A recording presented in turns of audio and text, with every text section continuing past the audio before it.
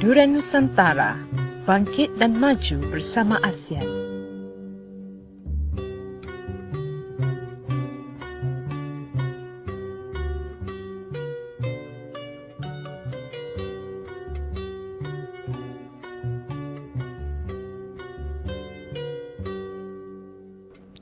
Selamat petang Kuala Lumpur, selamat petang Malaysia, selamat petang Nusantara. Bersama saya Radita Arman Muhammad dalam Berita Nusantara melalui Radio Durian Nusantara, bangkit dan maju bersama ASEAN.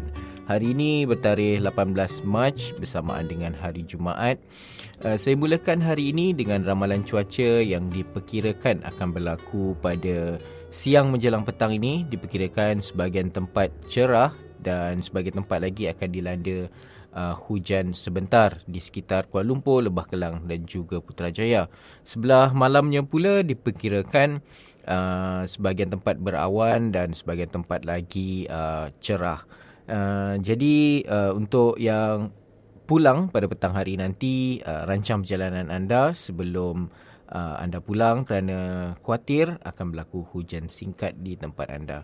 Saya teruskan pula dengan peristiwa dan sejarah yang menarik berlaku untuk tarikh hari ini, iaitu 18 Mac.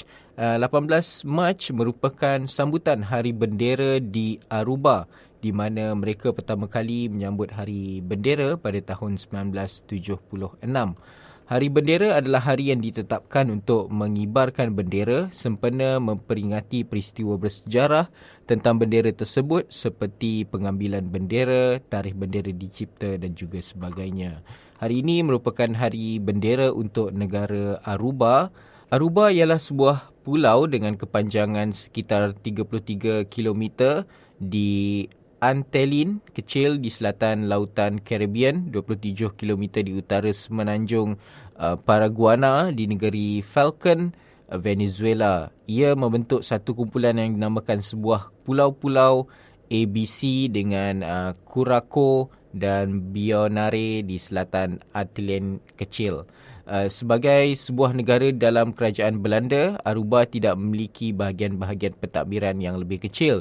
Tidak seperti tempat-tempat lain di kawasan Caribbean, Aruba mempunyai iklim kering dan satu landscape yang gersang yang ditumbuhi pohon kaktus. Iklim ini membantu sektor pelancongan kerana pengunjung-pengunjung ke pulau ini boleh mengharapkan kepada cuaca panas yang cerah. Ia milik darjat seluas sekitar 193 kilometer persegi dan terletak di luar lautan ribut taufan. Selanjutnya, peristiwa yang berlaku pada tahun 1241 di mana Krakow dibinasakan oleh puak Mongol. Krakow merupakan sebuah bandar yang terletak di sebelah selatan Poland. Bandar ini adalah ibu kota wilayah Malopolski dan merupakan salah satu bandar tertua dan terbesar di Poland. Luasnya adalah sekitar 326.6 km persegi, sedangkan penduduknya berjumlah sekitar 757,500 orang pada tahun 2004. Krakow pernah menjadi ibu negara Poland. Selanjutnya, peristiwa yang berlaku pada tahun 1922 di mana Mahatma Gandhi dipenjarakan selama 6 tahun kerana mencetuskan keingkaran awam. Nama penuhnya Mohandas Karamchand Gandhi, atau juga lebih dikenali sebagai Mahatma Gandhi, atau dalam bahasa Sanskritnya bermaksud berjiwa besar, adalah seorang pemimpin spiritual dan tokoh politik tersohor di India. Pada masa kehidupannya, banyak negara yang merupakan jajahan British penduduk di koloni-koloni tersebut mendambakan kemerdekaan agar mendapat pemerintahan negaranya sendiri. Gandhi adalah salah seorang yang paling penting yang terlibat dalam pergerakan kemerdekaan India. Dia adalah aktivis yang tidak menggunakan kekerasan, yang mengusung gerakan kemerdekaan melalui demonstrasi secara aman. Itu saja peristiwa menarik yang berlaku untuk tarikh hari ini, iaitu 18 Mac. Saya teruskan pula dengan fakta dan info menarik yang ingin saya kongsikan bersama pendengar sekalian, iaitu amalan 3R di rumah. Dengan mengamalkan 3R, iaitu pengurangan, guna semula dan kitar semula, kita dapat mengelakkan daripada membazir sumber-sumber di dunia. Kehilangan sumber-sumber pada akhirnya dipanggil sebagai sumber-sumber terbatas. Sebagai contoh, jumlah minyak adalah terhad di mana daripadanya kita boleh buat plastik dan biji aluminium bagi membuat tin minuman. Dengan mengamalkan 3R, kita dapat menjimat sumber-sumber terbatas pada masa hadapan di samping dapat mengurangkan jumlah pembaziran dengan tips-tips berikut. Yang pertama adalah reduce, iaitu pengurangan.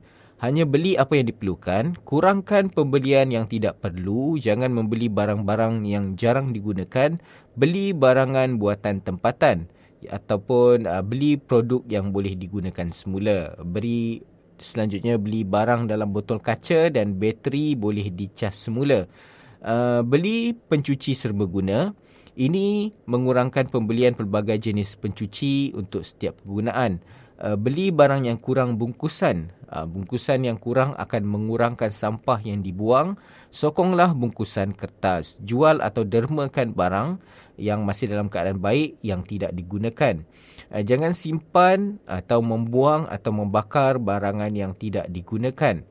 Beli produk yang tidak bertoksik. Kebanyakan produk toksik seperti minyak enjin, pengilap, cat dan racun serangga tidak boleh digunakan semula. Habiskan guna bahan-bahan toksik sebelum membuang bekasnya. Gunakan bahan alternatif untuk menggantikan bahan berbahaya atau toksik. Mencuci dengan menggunakan soda bercampur cuka dan minyak zaitun bersama lemon adalah pengilap perabot yang paling baik. Selanjutnya, yang kedua adalah reuse ataupun guna semula. Beg-beg boleh digunakan semula untuk membeli belah dan menyimpan barang di rumah. Sampul surat boleh digunakan semula dengan melekatkan alamat baru di atas alamat lama. Ia juga boleh digunakan sebagai kertas scrap. Bekas-bekas boleh digunakan untuk menyimpan barang-barang di rumah. Kertas dan cardboard boleh digunakan untuk melapik dan menyimpan barang di rumah. Kertas yang telah digunakan boleh jadikan kertas conteng. Jangan lupa kitar semula jika tidak boleh digunakan lagi. Baju-baju lama boleh dijadikan alas cushion, alas meja ataupun kain perca. Kayu lama boleh dijadikan sebagai bahan kraft tangan. Jangan membakar kayu-kayu ini. Pembakaran terbuka adalah salah di sisi undang-undang. Tayar lama boleh diberikan kepada kedai tayar untuk dikitar semula. Dan yang seterusnya, yang ketiga adalah recycle ataupun kitar semula. Kitar semula di rumah. Sentiasa melihat akan barang yang boleh dikitar semula. Asingkan bahan-bahan ini mengikut jenis. Gunakanlah tong-tong kitar semula yang terdapat untuk membuang bahan-bahan yang boleh dikitar semula. Cuba mencari cara untuk kitar semula setiap bahan seperti kertas, plastik dan kaca. Bahan-bahan lain seperti perabot, barangan elektronik, bahan pembinaan dan kenderaan juga boleh dikitar semula. Belilah produk-produk yang menggunakan barangan kitar semula. Dan yang kedua, selanjutnya mengitar semula di laman anda. Mengitar semula barang-barang kebun dan menanam pohon boleh memperbaiki alam laman anda. Mengkompos iaitu memproses perebutan bahan-bahan boleh reput dapat digunakan semula sebagai baja di laman ini. Ia adalah cara terbaik untuk mengurangkan sisa dapur. Mengitar semula rumput merupakan cara yang ringkas untuk mengembalikan zat-zat kepada tanah apabila rumput yang dipotong ini dibiarkan mereput. Mengitar semula di sesebuah komuniti. Pusat kitar semula memberi ruang dan kemudahan kepada sesuatu komuniti untuk menghantar bahan-bahan bagi pengitaran semula. Sekolah dan perniagaan boleh memainkan peranan yang penting. Kedua-duanya boleh menjadi tempat rujukan dan memberikan kesedaran tentang kitar semula. Projek-projek komuniti pula jalankan aktiviti untuk memperbaiki dan meningkatkan aktiviti mengitar semula.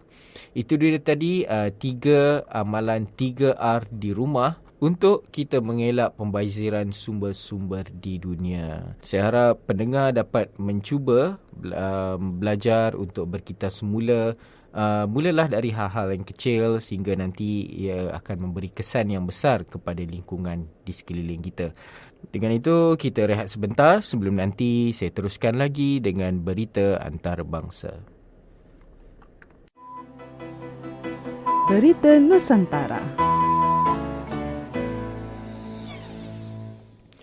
Kembali lagi bersama saya Raditya Arman Muhammad dalam Berita Nusantara melalui Radio Durian Nusantara Bangkit dan Maju bersama ASEAN. Hari ini bertarikh 18 Mac bersamaan dengan Hari Jumaat.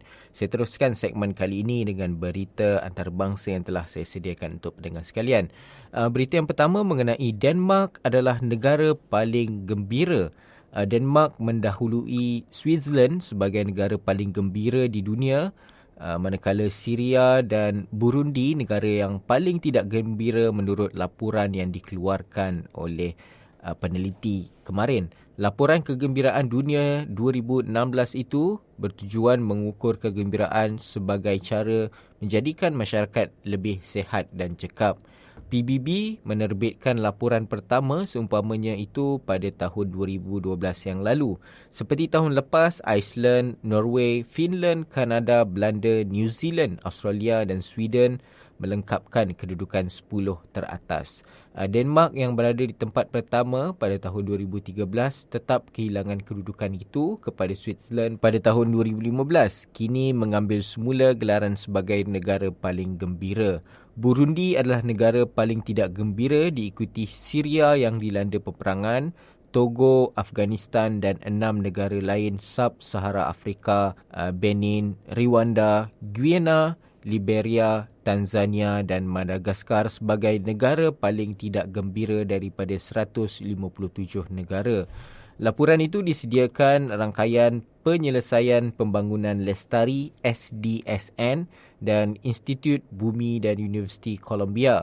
Menurut Ketua SDSN, Profesor Jeffrey Sachs yang juga penasihat khas kepada Setiausaha Agung PBB, Ban Ki-moon adalah satu mesej yang sangat kuat buat negaranya Amerika Syarikat yang berada pada kedudukan ke-13. Walau sangat kaya dan bertambah kaya sejak 50 tahun yang lalu, ia semakin tidak bahagia, kata peneliti iaitu Sachs.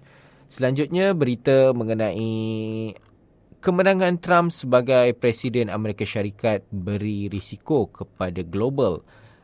Kemenangan Donald Trump sebagai Presiden Amerika Syarikat dianggap satu daripada 10 risiko utama dunia. Menurut sebuah kumpulan penyelidikan British menerusi penilaian risiko global terbaru, unit perisikan ekonomi iaitu singkatannya EIU itu memberi kedudukan ke-12 buat calon pendahulu Republikan itu. Mewakili satu ancaman global sama seperti jihad militan yang menyebabkan ketidakstabilan ekonomi dunia. EIU menggunakan skala 1 hingga 25 dalam penilaian itu. Mewajarkan tahap ancaman, EIU mengetengahkan pengasingan jutawan hartanah itu terhadap China selain ulasannya ke atas pelampau Islam mengatakan satu cadangan menghentikan Muslim daripada memasuki Amerika Syarikat akan menjadi alat untuk merekrut bahaya buat kumpulan jihad. Ia juga meningkatkan kemungkinan peperangan perdagangan di bawah pemerintahan Trump dan menegaskan dasarnya cenderung terdedah kepada semakan semula. Beliau terutama menolak sistem perdagangan bebas termasuk NAFTA, Perjanjian Perdagangan Bebas Amerika Utara, dan berulang kali melabel China sebagai pemutar belit mata wang. Beliau juga mengambil pendekatan sayap kanan terhadap Asia Barat dan keganasan jihad termasuk menyokong pembunuhan keluarga pengganas serta melancarkan pencerobohan tanah di Syria bagi menghapuskan IS dan merampas minyaknya. Itu yang disampaikan oleh pihak EIU. Selanjutnya pula berita daripada negara Abuja di mana belah perut saudara sendiri. Seorang wanita terpaksa membelah perut ibu saudaranya yang mati dalam perjalanan ke hospital untuk melahirkan anak selepas doktor enggan membantu. Wanita warga Cameron terbabit yang identitinya dan usianya masih tidak diketahui meninggal dunia sebelum sempat sampai ke hospital. Tetapi anak kembar yang dikandungnya masih hidup dan bergerak di dalam rahimnya. Doktor dan jururawat enggan membedahnya kerana dia tidak mempunyai wang walaupun nyawa dua bayi itu semakin terancam. Disebabkan itu, anak saudaranya terpaksa menggunakan pisau untuk membelah perut mangsa di depan doktor dan jururawat berkenaan. Di luar hospital dalam keadaan cuaca panas terik kerana mereka enggan membenarkan mayat mangsa dibawa masuk. Akibatnya tempat pembedahan dilakukan dipenuhi dengan darah dan kaki tangan hospital terpaksa mencuci kawasan berkenaan selepas mayat mangsa dibawa pergi. Dan berita antarabangsa yang terakhir dari China pula, di mana pizza durian Pizza Hut popular di China. Durian begitu popular di rantau ini, namun Pizza Hut China telah mengeluarkan topping pizza terbaru mereka yang menggunakan durian. Seorang jurucakap Yum Brands, iaitu syarikat induk Pizza Hut China, memberitahu laman blog China Real Time milik Wall Street Journal, mereka mula menguji pizza durian di wilayah Guangdong pada tahun lepas sebelum melancarkan ia di beberapa bandar China yang lain. Beliau berkata pizza ini mendapat reaksi positif daripada pelanggan kerana rasa durian itu tidak terlalu kuat apabila dicampur dengan keju dan adunan pizza. Sementara itu, 10 wartawan dan pengarang Wall Street Journal di China turut mencuba pizza tersebut. 4 berkata ia amat sedap, 3 wartawan langsung tidak menyukai pizza durian tersebut dan 3 anggap pizza itu sebagai menarik. Menurut laporan China Real Time, Pizza Hut China bukan yang pertama untuk mencuba kombinasi ini. Pada tahun 2013, sebuah kafe di Shanghai menjual pizza durian dan berjaya menjual lebih kurang 70 pizza dalam masa sehari. Itu saja berita antarabangsa yang telah saya sediakan untuk pendengar sekalian. Kita rehat sebentar sebelum nanti saya teruskan lagi dengan berita politik dan hal ehwal semasa.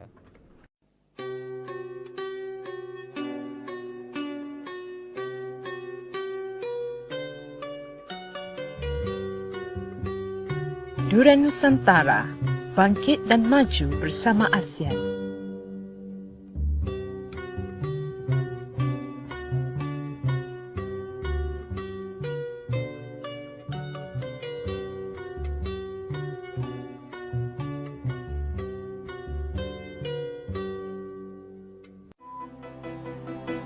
Berita Nusantara.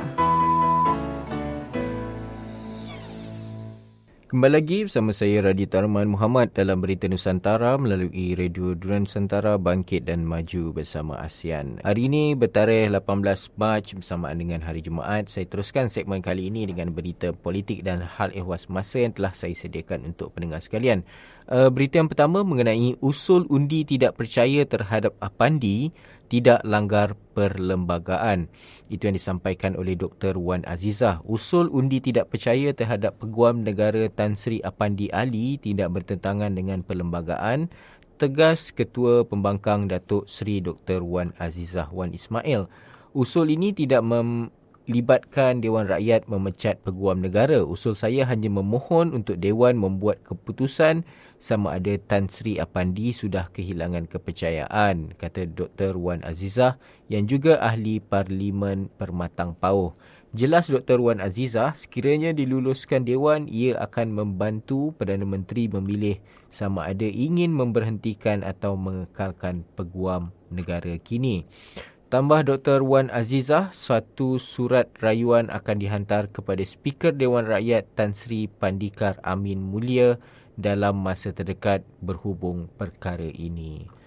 Berita selanjutnya masih lagi mengenai Malaysia, di mana anugerah fotografi Welcome Image Award 2016 iktiraf pelajar Malaysia di London.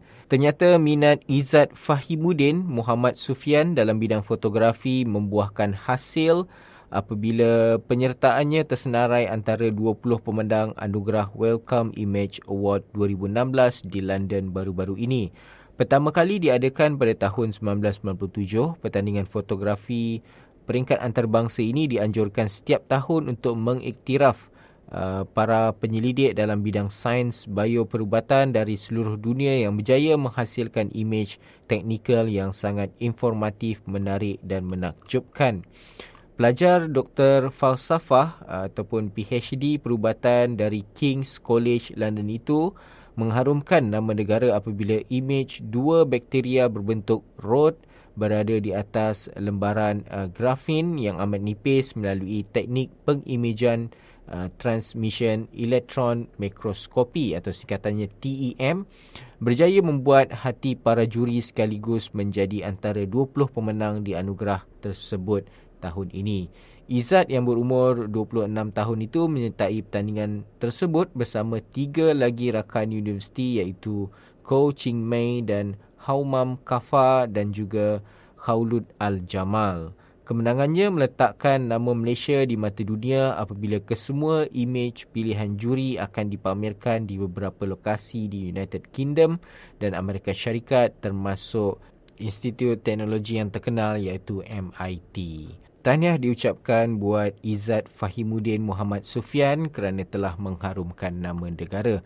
Selanjutnya saya teruskan pula berita daripada Indonesia, tepatnya di Jakarta.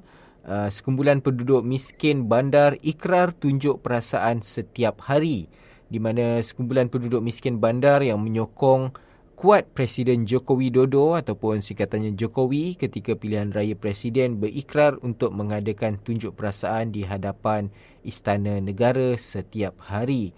Ia bertujuan menuntut Jokowi memenuhi janji yang dibuatnya dalam satu kontrak politik dengan mereka. Kumpulan terbabit mengadakan 2 tunjuk perasaan pada hari Isnin dan Selasa dan mendakwa pemimpin Indonesia itu masih belum menunaikan beberapa janji, termasuk menempatkan semula penduduk miskin dari tanah milik kerajaan dan bukan mengusir mereka. Sambil memakai baju hujan plastik biru dengan kata-kata "Ingat janji anda", mereka bergilir-gilir mengadakan tunjuk perasaan tersebut. Antara yang menyertai tunjuk perasaan itu adalah pemandu beca bermotor serta penduduk yang diusir dari tanah milik kerajaan. Menurut mereka, beberapa surat sudah dihantar memohon untuk berbincang dengan Jokowi, bagaimanapun sehingga kini masih belum ada jawapan. Dalam kontrak politik yang ditandatangani pada tahun 2012 dan 2014, Jokowi menyatakan dia tidak akan merampas beca atau mengusir penduduk dengan menggunakan kekerasan atau memindahkan mereka jauh dari bandar. Siti Komariah, antara 7 mangsa yang diusir dari kawasan Setinggan di Jakarta, berkata dia sebelum ini menyokong kuat pasukan kempen Jokowi pada pilihan raya Gubernur Jakarta dan Presiden antara tahun 2012 dan 2014. Malah dia dan rakannya juga bekerja dan memungut wang untuk membiayai kempen Jokowi. Ingat janji kamu, Pak Jokowi, anda kata kami tidak akan diusir, katanya. Sehari sebelum itu, 9 pemandu beca yang mempersoalkan komitmen Presiden itu untuk memenuhi janji politiknya ditangkap kerana berhimpun di depan Istana Negara. Selanjutnya pula berita daripada Thailand, insiden keganasan tidak mungkin jejaskan rundingan damai di selatan Thailand. Itu yang disampaikan oleh TPM Thai. Kerajaan terus komited kepada proses damai di selatan Thailand walaupun keganasan meningkat di wilayah-wilayah selatan baru-baru ini. Kata Timbalan Perdana Menteri Thailand iaitu Jan Prawit Wongsuwan, menurut beliau, rundingan damai yang diadakan sekarang antara Bangkok dan kumpulan Marapatani yang Malaysia bertindak sebagai fasilitator tidak terjejas berikutan keganasan. Jan aksara akan menggerakkan rundingan itu. Saya telah pun berbincang dengannya dan beliau akan mengatur janji temu untuk rundingan seterusnya antara kerajaan dan Marapatani, katanya kepada media di rumah kerajaan beberapa hari yang lalu. Aksara, seorang jeneral tentera pesara dilantik oleh kerajaan untuk mengetuai delegasi kerajaan ke rundingan damai tersebut. Wilayah-wilayah di selatan digerakkan dengan insiden keganasan baru-baru ini yang tercetus apabila kira-kira 50 anggota militan bersenjata menyerbu ke sebuah hospital di daerah Narathiwat 3 hari yang lalu dan menggunakan bangunan itu untuk menyerang markas tentera yang terletak berhampiran. Serangan nekat ke hospital Jok Irong yang menyebabkan 7 anggota keselamatan cedera termasuk 3 parah berlaku tidak lama selepas kumpulan militan meletupkan bom kereta dekat sebuah pusat kawalan polis di Patani. Serangan di Patani lewat bulan lepas yang mengorbankan 7 anggota polis dan seorang awam cedera adalah susulan kejayaan kerajaan memusnahkan sebuah kilang membuat bom milik kumpulan militan di Nong Chik pada 10 Februari yang lalu. Prawit yang juga Menteri Pertahanan dan bertanggungjawab dalam hal ehwal dalam negeri berkata beliau telah mengarahkan penolong Panglima Tentera iaitu Jan Cheller Chai mengenal pasti punca serangan di wilayah selatan. Beliau juga memberi amaran kepada ahli politik tidak menghalang usaha kerajaan untuk menyelesaikan isu di selatan Thailand. Tambah beliau lagi, kerajaan sedang menggerakkan usaha untuk menangani isu selatan Thailand.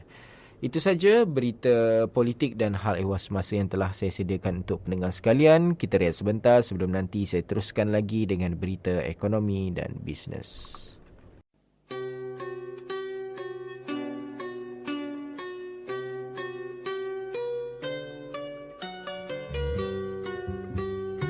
Durian Nusantara, bangkit dan maju bersama ASEAN.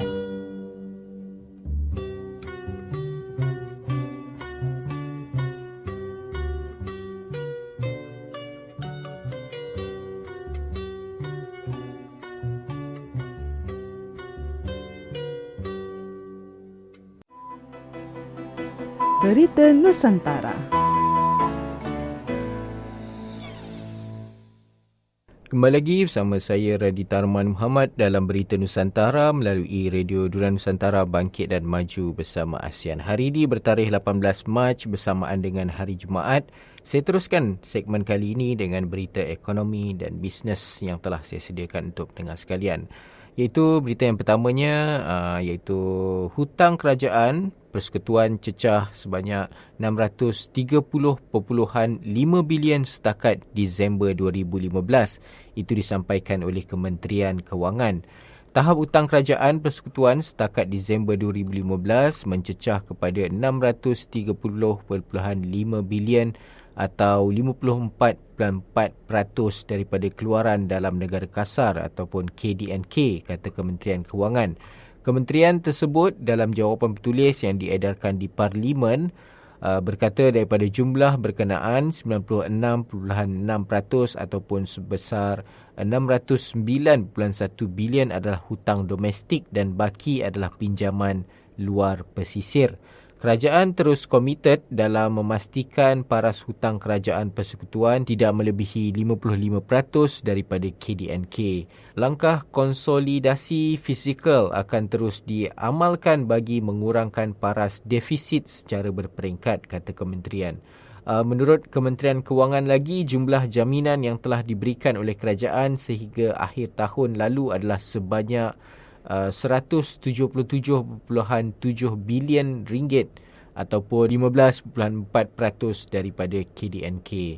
Jaminan tersebut diberikan terutamanya kepada entiti awam yang melaksanakan projek-projek infrastruktur dan operasi pengangkutan awam.